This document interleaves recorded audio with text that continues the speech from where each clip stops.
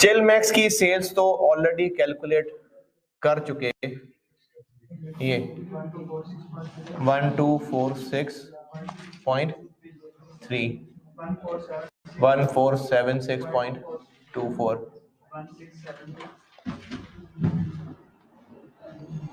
1672.58 1808.8 1956.16 ये तो यही फिगर लिख दी मैंने। लेकिन IND की सेल यूनिट्स निकाल लिए थे और वहां तो सीधी कंट्रीब्यूशन ही निकाल दी थी। अब अगर आप सेल प्राइस से मल्टीप्लाई कर लें तो सेल्स आ जाएंगे, और सेल प्राइस है 900, इन्फ्लेट करना नहीं भूलना। तो IND के सेल प्राइस 900 को इन्फ्लेट करते जाएं, और वो जो वर्किंग 3 के अंदर, शायद 2 के अंदर यूनिट्स निकाल लिए हुए हैं सैक्रिफाइस्ड, उनसे मल्टीप्लाई करते जाएं।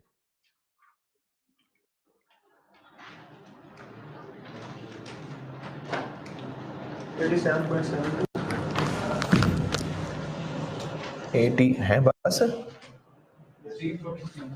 हाँ ठीक है जी, कितना 3 सेल प्राइस लेनी है, सेल प्राइस 9 लाख रुपए। कितना है आंसर? 347.63। 554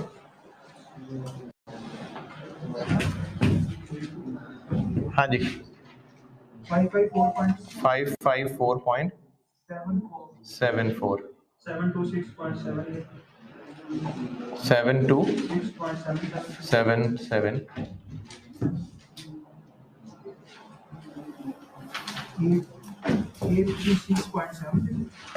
836.7 956.7 और इनका जो नेट आंसर आएगा उसका 15% वर्किंग कैपिटल है।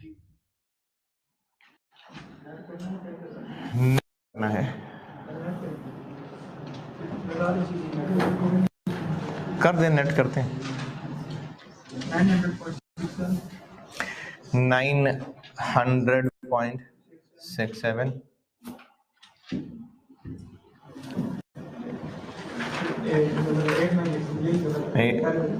गलत है, 898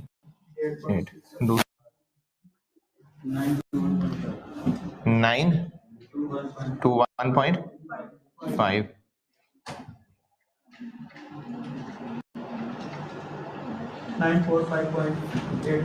945.81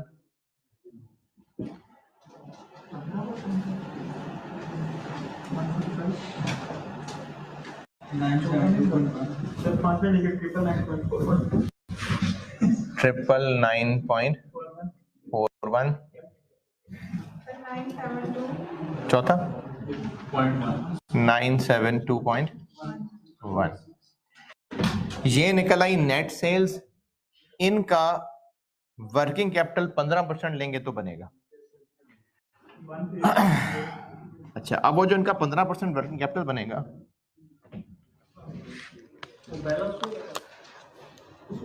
वर्किंग कैपिटल बैलेंस होगा 0 पे, इसका 15% 0 पे 13.8, इसका 15% 1 पे 138.23, इसका 15% 2 पे 2 क्या है 283.74, इसका 15% 145. और इसका 2.82 और 5 पे 0। हर साल की नेट सेल्स का 15% उस साल के स्टार्ट पे, और कैश फ्लो होगा जो इसमें चेंज है। 134.8 आउटफ्लो, 3.43 आउटफ्लो, 45.5 नहीं यार, 138 से टू है, ये 283 नहीं है, कितना आता है? 141 पॉइंट, ये बाकी ठीक है, फिर ये भी गलत होगा।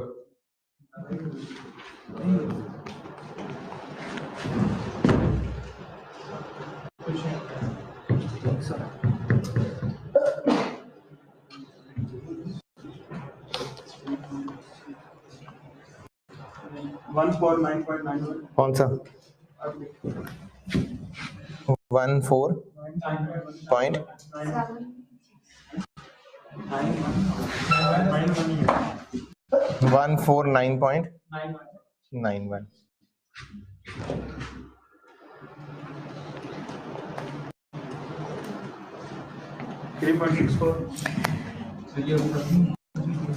ये भी गलत है।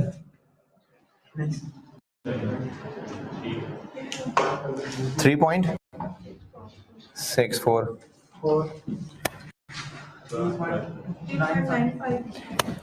3.95,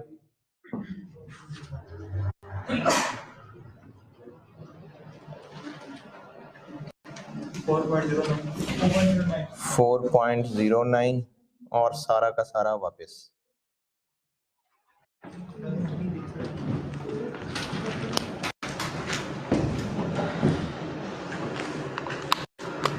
जीरो पे 134.8, 3.43, 3.64, 3.95, 4.0, 149.9।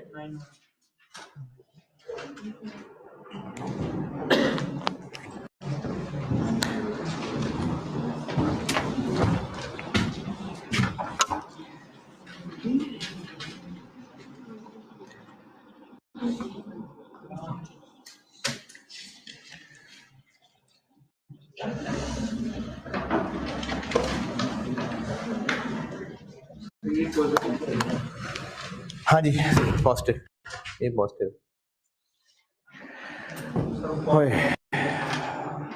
और लास्ट लाइन, वो जो इक्विपमेंट चाहिए, जीरो पे 250 और एंड पे 24।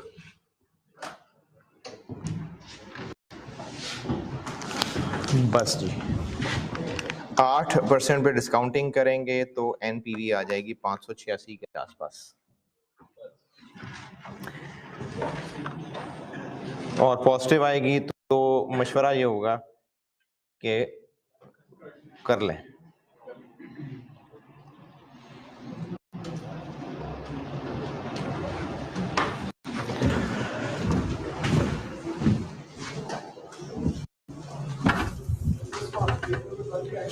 क्या जी? हाँ जी बिल्कुल।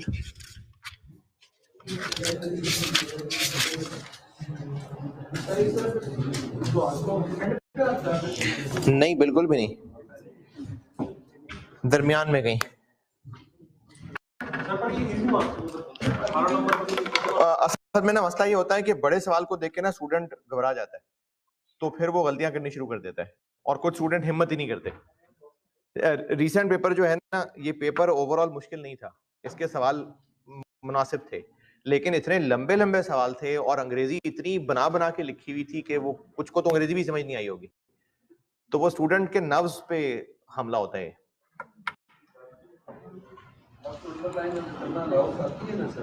अंडरलाइन तो कोई मसला नहीं है, पहले भी ऐसे ही, अंडरलाइन तो कोई मसला नहीं है, अंडरलाइन करना नहीं लाओ, हाँ लिखना मना होता है, अंडरलाइन तो कोई मसला नहीं।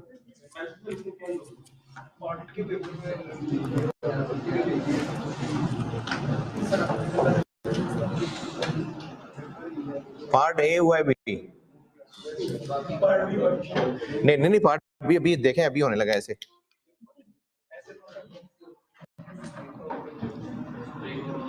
नहीं ब्रेक से पहले।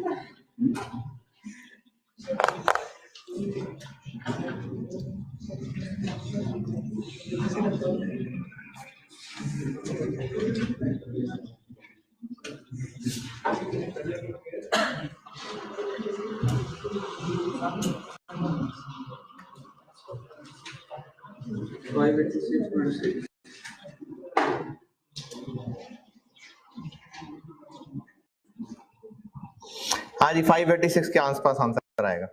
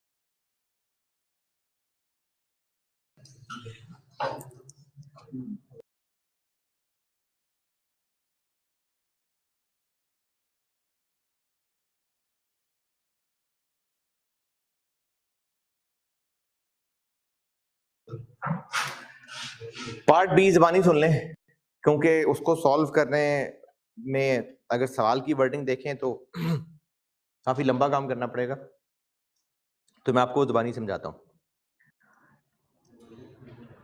पार्ट ए जो कर रहा है नोट करें, पूरा एंड तक पहुंचे, फिर मैं बताता हूँ।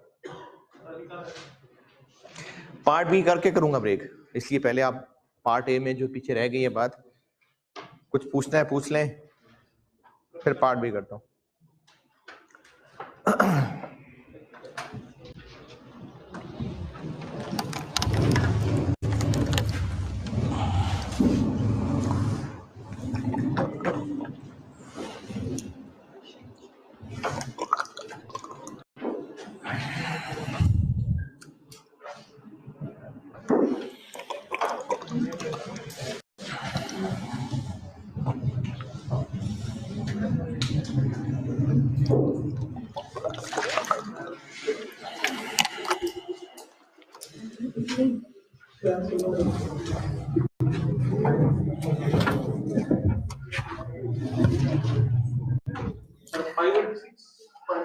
हाँ जी हाँ ठीक है, 5 into 6।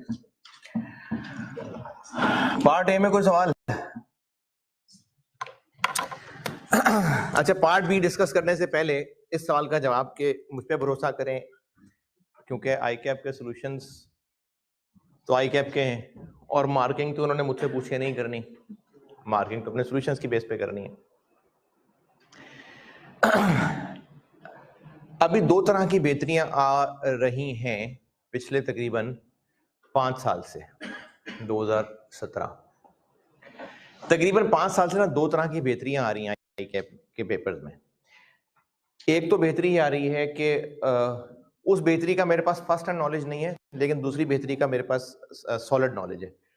पहली बेहतरी तो ये आ रही है, जो कि मेरा ख्याल है, यानी क्लेम्ड है ये बात, कि ये जो दो बड़े पेपर्स हैं, बड़े तो खैर सारे पेपर ही हैं, लेकिन न्यूमेरिक की बात करूं, एक रिपोर्टिंग का पूरा एक खानदान है और एक ये फाइनेंस का खानदान है, जिसमें कॉस्ट, बीएफडी, एमएफए, इनके लिए ना आई कैप ने कुछ अर्सा पहले एडवर्टाइज भी किया था। इनके सब्जेक्ट स्पेशलिस्ट रखे हुए हैं उन्होंने बाकायदा उनको अच्छा खासा पे करते हैं। उनकी सुपरविजन में पेपर्स की क्वालिटी अच्छी तरह चेक, वरना पुराने दौर में ये था कि जिसके पास टाइम था उसने अप्लाई किया, मैंने पेपर बनाना है, पेपर बना दिया होगा, कितना को चेक कर लेते होंगे, उनको प्रैक्टिकल नहीं होता होगा। लेकिन अब इस खास तौर पे पिछले 5-6 साल से इसमें इंप्रूवमेंट है कि पेपर्स की क्वालिटी इंप्रूव हो रही है। आप खुद देख लीजिए सवाल के अंदर कितना कुछ तो उसने बता दिया, वरना 10-15 साल पुराने सवाल देखेंगे तो उसमें चीजें जबानी सोचनी पड़ती थी, अज्यूम करनी पड़ती थी। तो एक तो ये बेहतरी आ रही है। दूसरी बेहतरी आ रही है कि जो सोल्यूशन वेबसाइट पे अपलोड होता है वो बाकायदा किसी इंडिपेंडेंट रिव्यूअर से रिव्यू करवाया जाता है।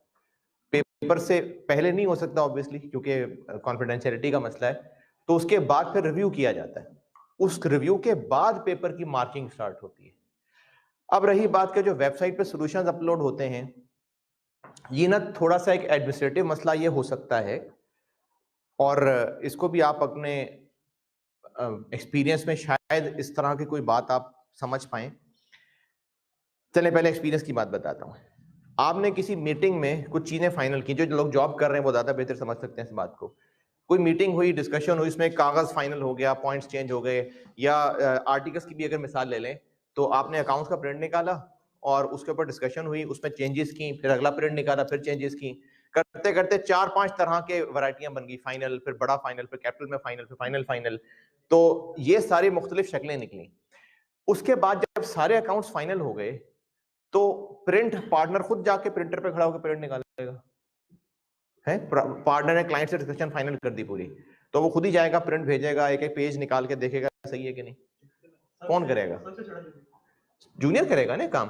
तो यहां पर ना कुछ एडमिनिस्ट्रेटिव मिस्टेक्स हो सकती हैं कि जो कागज फाइनल हुआ था प्रिंट किसी और सेमीफाइनल वाले का निकला है, ऐसा हो सकता है। तो ऐसा हुआ है पास में कि जो आईकैप की वेबसाइट पे सॉल्यूशन अपलोड होता है वो फाइनल की बजाय शायद सेमीफाइनल या क्वार्टर फाइनल वाला हो गया, ऐसा हो सकता है। तो जो पेपर मार्क हुआ होगा वो इसी वेबसाइट पे अपलोडेड सॉल्यूशन की बेस पे हुआ होगा? नहीं। एक तो वो पेपर चेक होने से पहले मैंने कहा है कि इंडिपेंडेंट, ये तो पक्की बात है जो बता रहा हूं, कंफर्म बात है कि एक इंडिपेंडेंट रिव्यूअर से पेपर रिव्यू होते हैं सॉल्यूशन, फिर उसके बाद मार्किंग स्टार्ट होती है। उसके बाद भी हो सकता है मार्किंग के दौरान जब 50 तरह की वैरायटियां आती होंगी तो पूरी टीम उस पर सोचती होगी कि सबने ऐसे किया हुआ, सबने 0 पे डेप्शन ली हुई है। यानी आईकैप के सॉल्यूशन में ईयर 1 में डेप्शन ली हुई थी। अगर इतने सारे लोगों ने 0 पे डेप्शन ली होगी और उनकी अजम्पशन भी ठीक लग रही होंगी, तो उस टीम ने बैठ के फैसला किया होगा कि 0 पे जिन्होंने लिया उनको भी ठीक कर देंगे, हम जिन्होंने 1 पे लिया उनको भी ठीक कर देंगे। इसी तरह से आरवी को इन्फ्लेट करना है कि नहीं करना। जब मल्टीपल सॉल्यूशन आए होंगे और इन्फ्लेट करने वाले को भी ठीक लग रहा होगा, इन्फ्लेट ना करने वाले भी ठीक लग रहे होंगे, तो उस टीम ने फैसला किया होगा कि हम दोनों को ठीक मान लेंगे। अब ये जो एक ही सवाल के 3-4 तरह के सॉल्यूशन सही माने जा सकते होंगे और सही माने गए भी होंगे, उन पे मार्किंग भी की गई होगी, तो वेबसाइट पे चारों तो नहीं ना अपलोड कर सकते, वो तो कोई एक अपलोड करना है। तो इसलिए सबसे पहली बात इस इतनी लंबी कहानी की कि जो वेबसाइट पे सॉल्यूशन अपलोड होता है आप उसको 100% फाइनल ना समझें। एक तो उसमें क्लैरिकल गलती हो सकती है कि जो सॉल्यूशन फाइनल हुआ था गलत वाली फाइल अपलोड हो गई, और इसका मुझे फर्स्ट हैंड तजुर्बा यह है कि मैंने रिपोर्टिंग का पेपर कैफ लेवल पे चेंज करवाया था, चेंज करवाया सॉल्यूशन उसका, वो अपलोड हुआ, फिर शाम को दोबारा पूछा, उन्होंने कहा जी अपलोड हो गया, मैंने कहा अपलोड नहीं हुआ, फिर देखा चल नहीं थी, दोबारा अपलोड करवाते हैं, वो फिर सही वाली फाइल दोबारा अपलोड हुई। तो ये तो मैंने एक सवाल का सोल्यूशन चेंज करवाया था, उसके बाद मैंने खुद एक्सपीरियंस कर चुका हूं उस बात को। तो एक तो जो वेबसाइट पे सोल्यूशन अपलोड होता है उसमें क्लरिकल गलती हो सकती है, तो वो हरफ आखिर नहीं है। और दूसरी बात, मल्टीपल सॉल्यूशंस भी एक्सेप्टेबल होते हैं। अच्छा, अब इसका जवाब क्या, आप मुझ पे भरोसा क्यों करें? है नहीं नहीं नहीं, वो तो चले है, लेकिन फिर भी ना मुझे भी तो बताना चाहिए ना। पिछले को 5-6 साल से बीएफडी में स्पेशली और बाकी भी सारे पेपर्स में अल्हम्दुलिल्लाह, बीएफडी में स्पेशली आईकैप के पॉइंट ऑफ व्यू से मैं एक रिप्यूटेड आदमी हूं। यानी जब कभी डिस्कशन कभी होती है तो मुझ तक बात पहुंचती है, जी इस पे आपका कमेंट क्या है, ये फलाने टीचर ये सजेस्ट कर रहे हैं, फलाने ये सजेस्ट कर रहे हैं, तो वो मुझ तक पहुंचती है बात। फिर इसी तरह से आईकैप के कुछ सॉल्यूशंस के ऊपर मैं चेंजेस सजेस्ट करता हूं और वो अकोमोडेट कर भी लेते होते हैं, तो इसलिए मेरी सजेशंस अकोमोडेट हुई हैं। पार्ट बी वाली बताता हूं ताजा मिसाल। ये जो पार्ट बी का सॉल्यूशन अभी मैं ज़बानी डिस्कस करने लगा हूं, रिक्वायरमेंट क्या है? ये इसमें लिखा हुआ था, ये आरवी का 24 मिलियन इन दिसंबर 31 दिसंबर 2026, ये जो इसमें डेट दी है साहब, 22 कैसे ले 2022 2023 2024 2025 2026, तो हम यही लिख रहे हैं। इससे अंडरस्टूड नहीं है कि इसे इनक्लूड नहीं करना चाहिए। अगर मैं अजम्पशन लेके इनक्लूड कर दूं तो रॉन्ग, जब वो डेट दे रहा साथ के इस डेट पे इसकी ये वैल्यू होगी। लेकिन उसने एंड पे कहा है ना कि देखें, डेट उसने जब दी है तो अगर डेट ना भी देता तो आरवी कब की फिगर होती? लास्ट की होती। यानी अगर वो डेट ना भी देता तो आरवी लास्ट ईयर की ही फिगर होती, तो आरवी तो होती ही लास्ट ईयर की फिगर है। क्योंकि वो लास्ट ईयर की फिगर है तो इसका मतलब ये थोड़ी कि लाजमी वो इन्फ्लेटेड ही है। तो उसने जो लिखा ना कि ऑल रेवेन्यूज एंड कॉस्ट, तो उसकी वजह से इसको इन्फ्लेट किया जा सकता है। डेट लिखना जरूरी नहीं था। जहां तक बात थी ना फिक्स कॉस्ट की, फिक्स कॉस्ट तो हर साल में होगी, लेकिन उसने कहा फॉर फर्स्ट ईयर इतनी है, इसलिए हमने फर्स्ट ईयर वाले को इतना ही ले लिया। लेकिन आरवी तो होती ही लास्ट ईयर की है, वो ना भी कहता लास्ट ईयर का तो होती ही लास्ट ईयर की है। अच्छा, पार्ट बी की रिक्वायरमेंट क्या है? पार्ट बी,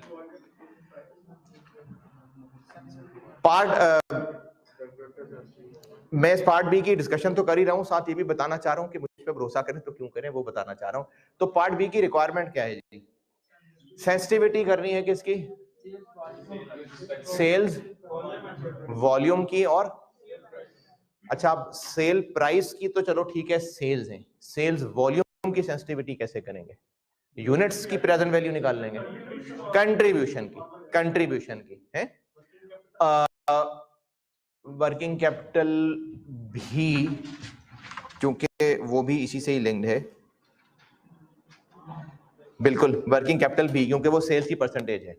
तो जब हमने सेल्स वॉल्यूम की सेंसिटिविटी करनी है तो हमने कंट्रीब्यूशन की सेंसिटिविटी करनी है, और जब सेल प्राइस की सेंसिटिविटी करनी है तो सेल्स की करनी है। लेकिन सेल्स में भी वर्किंग कैपिटल आएगा क्योंकि वो परसेंटेज की शक्ल में दिया हुआ है। तो हमने सेल्स प्राइस की सेंसिटिविटी भी करनी है और सेल्स वॉल्यूम की सेंसिटिविटी भी करनी है, इस पे कोई कॉन्सेप्चुअल इख्तलाफ।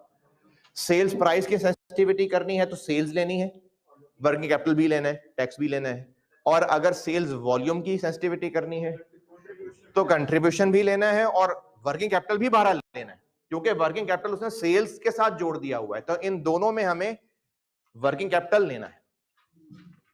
अब इसमें एक टेक्निकल फ्लॉ मैं इस लिहाज से कह रहा हूं कि एग्जामिनर ने, और ये मैं सोच समझ के जिम्मेदारी से बात कर रहा हूं क्योंकि जो पहला सॉल्यूशन था वो मेरे मशवरे पे ही थोड़ा मेंड हुआ था और वो उसकी रीजन बताने लगा। एग्जामिनर ने एक बात पार्ट बी बनाते हुए ये शायद स्किप कर दी हो कि इसकी सेंसिटिविटी उस तरह से नहीं हो सकती जिस तरह एक नॉर्मल प्रोजेक्ट की होती है। इसलिए नहीं हो सकती, मेरी बात समझिएगा, थोड़ी सी गहरी बात है। अगर मार्जिन ऑफ सेफ्टी 40% निकल आया तो इस 40% की क्या इंटरप्रिटेशन है? सेल प्राइस की मार्जिन ऑफ सेफ्टी 40% निकल आया कि सेल प्राइस में 40% तक की कमी, बल्कि नहीं, सेल प्राइस नहीं मैं कहता, वॉल्यूम की, वॉल्यूम कि अगर यूनिट्स में 40% तक की कमी हो जाए तो भी सही है, और इससे ज्यादा कमी हो गई तो हम नेगेटिव में चले जाएंगे। अच्छा, इसकी कैलकुलेशन पॉइंट ऑफ व्यू से इंटरप्रिटेशन क्या है कि अगर आप सेल्स वॉल्यूम को 40% कम कर दें ना और फिर उस प्रोजेक्ट की एनपीवी निकालें एवं अपना काम क्रॉस चेक करने के लिए, तो एनपीवी कितनी निकलेगी? 0 निकलेगी। ये बात, मेरी बात फिर से दोबारा सुनिए, हम लोग सॉल्व तो कर देते हैं मार्जिन ऑफ सेफ्टी, बुजुर्गों का बनाया हुआ फार्मूला है, मैंने तो बकायदा आपको डायरेक्ट भी करके दिया था, मार्जिन ऑफ सेफ्टी हमने बुजुर्गों के बनाए फार्मूले से सॉल्व कर दिया। लेकिन आपको वैसे ही नॉलेज के लिए क्रॉस चेक बता रहा हूं, मैंने सारे ऑपरेशन किए हैं, ये नॉलेज के लिए क्रॉस चेक बता रहा हूं कि आप वो सेंसिटिविटी जो निकला है आंसर, आप उसको चेंज करके देखें और फिर एनपीवी निकालें, 0 आएगी। नहीं, इस सवाल में नहीं, वैसे कह रहा हूं, वो 0 निकलेगी। अगर किसी भी सवाल में अप्लाई करके देख लीजिएगा, एक्सेल पे सॉल्व करके देख लीजिएगा, किसी भी सवाल पे कि अगर वॉल्यूम की सेंसिटिविटी की और आंसर आया 40%, तो आप सवाल में दिए गए हर साल के यूनिट्स को 40% कम करते जाइएगा, हर साल के, क्योंकि यूनिट्स एनुअल होते हैं, हर साल के यूनिट्स को 40% कम करते जाइएगा, फिर सवाल दोबारा सॉल्व करिएगा, तो एनपीवी कितनी निकलेगी? 0। ये होगा, ये पक्की ऑपरेशन की भी बात है, एक्सेल पे मैंने इसको चेक करके देखा हुआ। लेकिन इस सवाल में ऐसा नहीं हो पाएगा। क्यों? क्योंकि 1000 यूनिट्स की कैपेसिटी अवेलेबल थी, यूनिट्स चिलमैक्स के बनाने के लिए आईएनडी की कुर्बानी देनी पड़नी थी। अब अगर चिलमैक्स के यूनिट्स ही रिड्यूस हो जाएंगे, शायद कुर्बानी ही ना देनी पड़े, तो बिल्कुल डायरेक्ट रिलेशन नहीं बन पा रहा। देखें मेरी बात फिर सुने, क्योंकि 1000 यूनिट्स की कैपेसिटी फ्री अवेलेबल है, हम चिलमैक्स बना रहे हैं और अभी मैंने यहां वर्किंग की थी, मिटा दी है, हर साल में ही कुर्बानी देनी पड़ रही है, क्योंकि हर साल में ही हमें उन 1000 यूनिट से 1008 से ज्यादा चाहिए थे, तो हमें फिर कुर्बानी देनी पड़ रही थी। अगर चिलमैक्स की प्रोडक्शन कम हो जाए, हो सकता है वो 1000 के अंदर अंदर कवर हो जाए और कुर्बानी देनी ही ना पड़े। तो जब हम यूनिट्स निकाल रहे हैं तो उनमें हो सकता है किसी साल कुर्बानी हो, किसी साल ना हो। अगर आप सिर्फ इसी सवाल के डेटा की बेस पे सेंसिटिविटी एनालिसिस कर देंगे तो वो टेक्निकली गलत इसलिए होगा कि आप उसको चेक करके देख लें, एनपीवी 0 ही नहीं आएगी। क्यों नहीं आएगी 0? क्योंकि हो सकता है किसी साल में कुर्बानी हो सकता है किसी साल में ना हो, उस 1000 अवेलेबिलिटी की वजह से।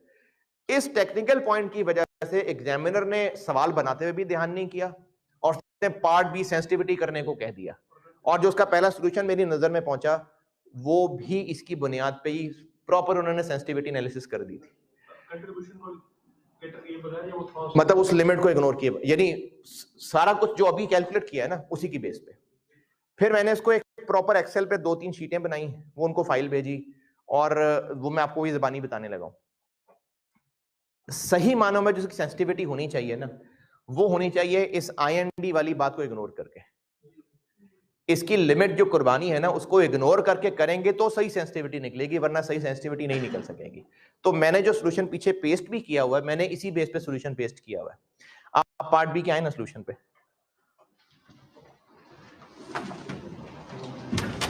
पार्ट बी के सॉल्यूशन पे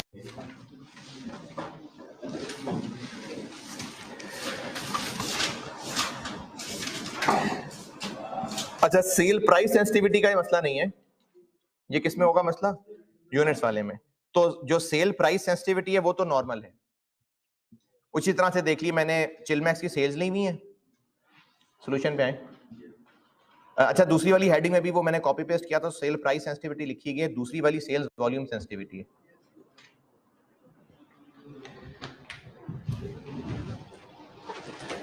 तो जो पहली सेल प्राइस वाली सेंसिटिविटी की है ये वैसी सी है जैसे बचपन से अब तक करते आ रहे हैं। इसमें देख लें आप, मैंने वही सेल्स ले ली हैं, सॉल्यूशन पे आ गए है ना, सॉल्यूशन पे जाग रहे हैं। मैंने वही सेल्स ले ली जो यहां लिखी हुई है, यही वाली लिखी हुई है। टैक्स ले लिया इनका और वर्किंग कैपिटल ले लिया इन्हीं का, इन्हीं से रिलेटेड, इन्हीं का 15%, इन्हीं का 15%, और इसके ऊपर मार्जिन ऑफ सेफ्टी का जो फार्मूला लगाते हैं, क्या लगाते हैं? प्रोजेक्ट की एनपीवी जो अभी निकाल चुके, डिवाइडेड बाय ये जो लिखा है इसकी पीवी। तो सेल प्राइस की सेंसिटिविटी तो जैसे करते हैं वैसे ही होगी। ये फिगर सारी की सामने नजर आ रही हैं। वर्किंग कैपिटल इस दोबारा से क्यों निकाला? क्योंकि हम ले ही सिर्फ चिलमैक्स की सेल्स रहे हैं, इस सवाल में तो नेट के ऊपर कैलकुलेट किया था ना, अब तो हम ले ही सिर्फ चिलमैक्स की सेल्स रहे हैं, तो टैक्स भी सिर्फ इसके ऊपर निकाल रहे हैं, वर्किंग कैपिटल भी इसी के ऊपर निकाल रहे हैं, इसलिए मैंने वर्किंग 6 अलग से की है। देखिए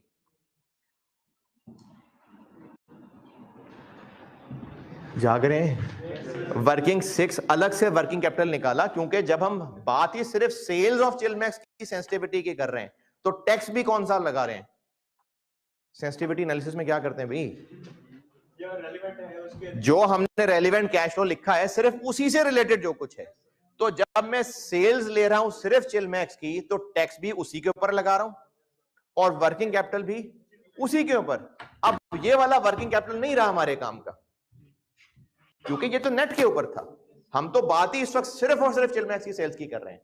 तो सेल प्राइस की सेंसिटिविटी वैसे ही कैलकुलेट हुई जैसे किसी भी रेगुलर सवाल में सेंसिटिविटी कैलकुलेट होती, लेकिन जब वॉल्यूम की सेंसिटिविटी कैलकुलेट करेंगे तो वो अब इस रेगुलर सवाल के तौर पे नहीं हो सकती। उसकी वजह दोबारा, क्योंकि साथ वो 1000 की कुर्बानी और अवेलेबल लिमिट वाला मसला था, तो हो सकता है कि सेल्स कम होने से किसी साल में कुर्बानी हो, किसी में ना हो, डायरेक्ट रिलेशन नहीं बन पा रहा। हो सकता है किसी साल ना कुर्बानी हो, क्यों ना कुर्बानी हो,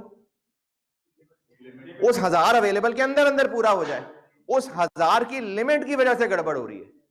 अगर 1000 की लिमिट ना होती ना, जितने हमने चिलमैक्स बनाने होते वैसे ही हम उसकी कुर्बानी कर लेते, फिर बिल्कुल सेंसिटिविटी का सवाल सॉल्व करते। उस 1000 की स्पेयर अवेलेबिलिटी की वजह से ये मसला आया टेक्निकल। तो इसका सही तरीका यह है कि आप अब एनपीवी प्रोजेक्ट की दोबारा निकालेंगे, जो कि मैंने वर्किंग 7-8 में प्रॉपर निकाल के दिखाई है 7 में, और अब की बार वो वर्किंग इग्नोरिंग कुर्बानी होगी और उसको यूज करके सेंसिटिविटी निकालेंगे। अब मैंने उसको एक्सेल पे सॉल्व भी किया, 0 आती। हाँ नहीं देनी पड़ रही, वाकई नहीं देनी पड़ी।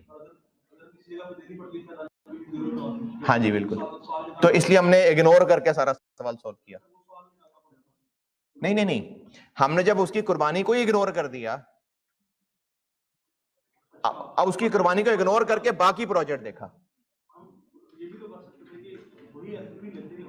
उसमें से एक ऐसा साल निकाल लेते जिसमें एक्चुअल में कुर्बानी नहीं लगी। नहीं, एनपीवी तो टोटल सबका मिला के इफेक्ट आता है ना, हर साल की अलग तो नहीं आती ना। अच्छा पहले इस अगर से पहले वाली बात ओके कर ले, तो इसमें सेंसिटिविटी निकालने के लिए प्रोजेक्ट की एनपीवी दोबारा निकालनी पड़ी, जिसमें इग्नोरिंग कुर्बानी। अब जो सेंसिटिविटी निकलेगी वो बिल्कुल ठीक सेंसिटिविटी होगी, जिसको मैंने एक्सेल पे बकायदा सॉल्व भी करके चेक भी किया। वो मैंने यहां डाला तो नहीं है क्रॉस चेक, लेकिन हाँ या मैंने डाला नहीं है उसको, लेकिन मेरे पास वो पूरा सॉल्व है क्रॉस चेक।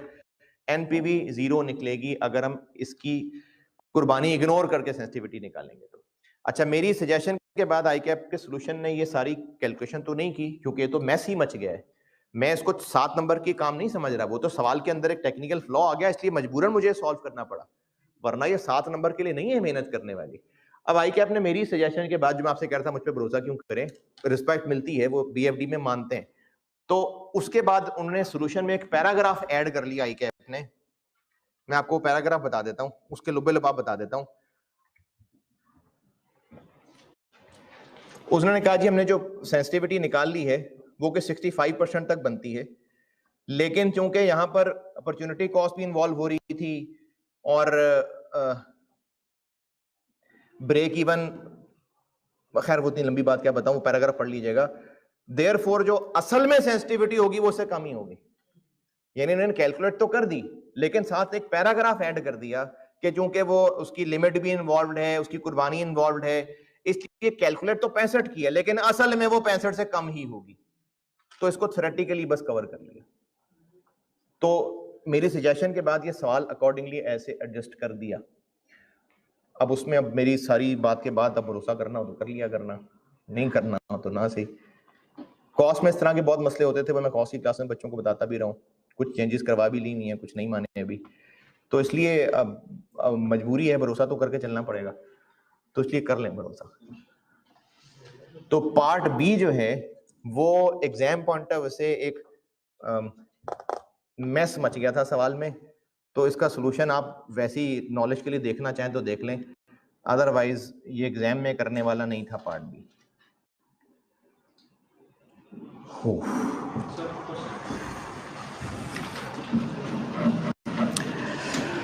चला जी, अब इस क्लास 26 को क्लोज करता हूँ। भी रास्ते में पूछ लेना सीढ़ियों पे जाते हुए, अगर लगी बात तो बाकी से भी शेयर कर दूंगा। अगली क्लास में थोड़ा सा हल्का काम कर लेते हैं। ठीक है जी, लेक्चर 26 बस।